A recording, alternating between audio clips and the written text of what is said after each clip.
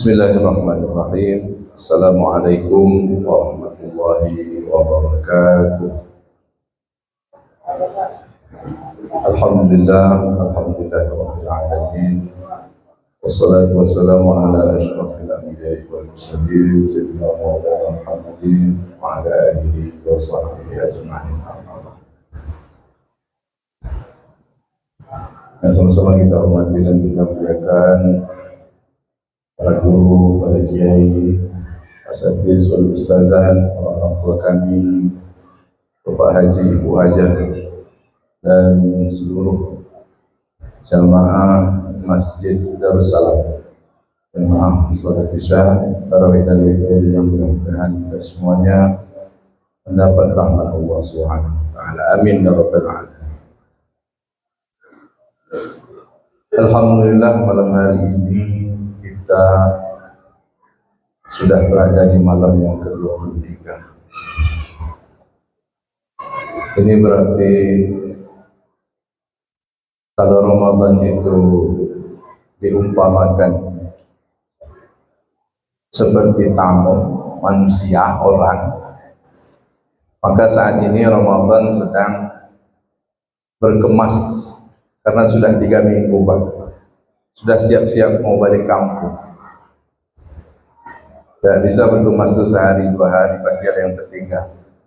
Jadi kalau diumpamakan seperti manusia, tamu itu sekarang sudah mulai melihat tasnya, sudah mulai melihat kopernya, mana yang mau dibawa, mana yang mau ditinggalkan, sampai seberapa lama. Maka saat ini 1/4 akhir, sudah 3/4 kita lalui. Besok 23, 29 atau 30 hari, maka Ramadan akan pergi untuk waktu yang cukup panjang, yaitu lebih kurang 11 bulan dari total setahun yang kita miliki. Ini artinya peluang emas kita tinggal 7 hari. Tinggal 7 hari. Sesuai itu kita berharap, anggaplah pada 3 minggu sebelumnya barangkali ada yang kurang maksimal, maka kita berharap mudah-mudahan di 1/3 akhir, di 1/4 akhir maksud kami, karena sudah 3/4 minggu, di 1/4 akhir ini bisa kita maksimalkan sehingga Ramadan kita ini betul-betul bermakna pada tahun ini. Amin ya rabbal alamin. Kemudian kita berselawat kepada Rasulullah SAW yang mengucapkan Allahumma salli wa sallim wa barik ala sayyidina Muhammadin wa ala alihi wa sahbihi ajma'in. Bapak Ibu, orang tua kami yang dimuliakan Allah, Rasulullah SAW mengisyaratkan bu'dan liman adraka Ramadan wa lam yughfar lah. Bu'dan itu artinya jauh. Jauh dari apa? Bukan jauh jarak. Jauh di sini adalah jauh daripada rahmat Allah.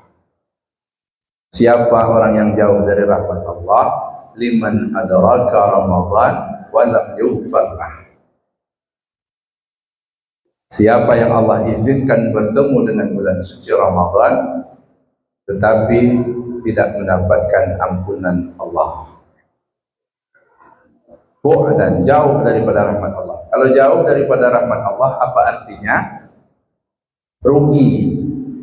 Apalagi artinya celaka. Mengapa rugi? Khoba wa khosiro. Mengapa rugi dan celaka? Karena hidup ini yang kita perjuangkan tak lain dan tidak bukan rahmat Allah. Sampai nanti kalau Allah izinkan kita masuk surga, itu karena rahmatnya, bukan keadilan Tuhan. Kalau kita menuntut keadilan Tuhan, keadilan Allah kepada kita, sungguh tak berani. Kalau boleh jujur, dari sejak kita balik sampailah di usia kita pada hari ini, masing-masing dengan usianya, pasti banyak salah, banyak dosa, banyak kelalaian kita kepada Allah Subhanahu wa ta'ala. Maka tak berani kita kalau mengharapkan keadilan mutlak dari Tuhan. Mungkin Bapak Ibu yang misalnya ada yang guru atau ada yang dosen, ketika memberikan nilai kepada anak, apa yang kita kasih? Angka konversi yang kita berikan ke mereka itu lebih dari hak mereka. Bisa saja kita kasih sekian, tapi tidak lulus dia umpama. Kita berikan lebih dari hak. Maka ketika ada yang komplain, Pak, kenapa nilai saya begini? Kenapa nilai saya dapat segini angkanya? Beri pengertian, kita pasti jawab. Kalau betul-betul aku beri nilai sesuai dengan jawaban yang kau kasih ketika ujian, sungguh engkau tidak layak untuk lulus, harus mengulang. Itu baru dengan sesama manusia. Bagaimana kita kalau dengan Allah? Maka kita mengharapkan rahmat Allah Subhanahu wa ta'ala. Nah, di dalam hal ini Rasulullah mengatakan dan jauh daripada rahmat Allah. Kalau sudah jauh dari rahmat Allah, kita rugi, sayang sekali, celaka, rugi dan tidak mendapatkan keberuntungan. Siapa mereka? Orang yang Allah izinkan masuk sampai kepada bulan suci Ramadan, tapi nanti seminggu lagi, 7 hari lagi, keluar, tamu ni balik, keluar dari bulan suci Ramadan, tapi tidak berhasil mendapatkan ampunan Allah Subhanahu wa ta'ala. Salah satu caranya dengan mengakui kesalahan, beristighfar kepada Allah. Astaghfirullahaladzim, alladzi la ilaha illa Hayyul Qayyum wa atubu ilaihi. Betul-betul beristighfar itu betul-betul dari dalam sini. Minta ampun. Istighfar itu bahasa lainnya talabul ghufran. Mengakui salah, minta ampun kepada Allah Subhanahu wa ta'ala. Ya Allah, dosa hamba banyak ya Allah. Ya Allah, dosa hamba besar, tapi rahmatmu lebih besar ya Allah. Tolonglah ampunkan hamba. Itu makna dari istighfar. Istighfar ini kalau kita lakukan di waktu biasa saja sudah mendapatkan keutamaan. Kalau bapak-bapak hari Jumat mungkin pernah saya sampaikan, khotib ingin menyudahi khutbah pertama, apa kata khotib? Aqulu qawli hadza wa astaghfirullahal azim li wa lakum wa lisairil muslimina wal muslimat wal mu'minina wal mu'minat min kulli dzamb fastaghfiruh innahu huwal ghafurur rahim.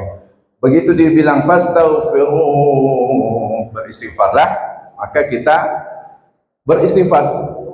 Yang paham astaghfirullahaladzim. Ketika dibilang fastaghfiruh innahu huwal ghafurur rahim, beristighfar kita dalam hati. Keinginan kita banyak, harapan kita banyak, cita-cita kita banyak.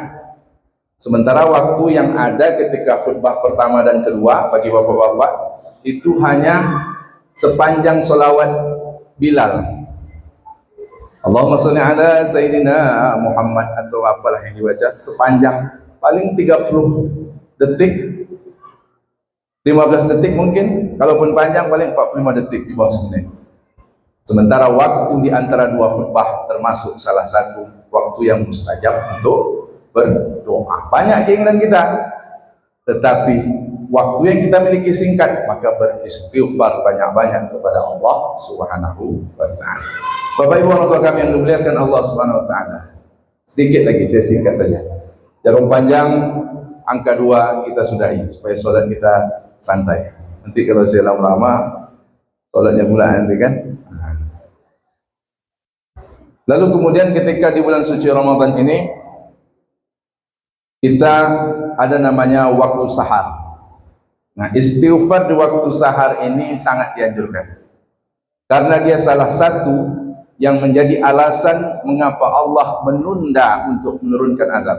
Jadi sebetulnya Allah kalau melihat tingkah kita, melihat tingkah saya, melihat tingkah orang-orang yang orang muslim, manusia secara umum, dia makhluk tapi seperti Tuhan, seperti Tuhan. Dia lemah tapi seolah-olah dia tidak membutuhkan yang maha kuasa. Kalau melihat tingkah itu, Allah sebetulnya ingin turunkan azab.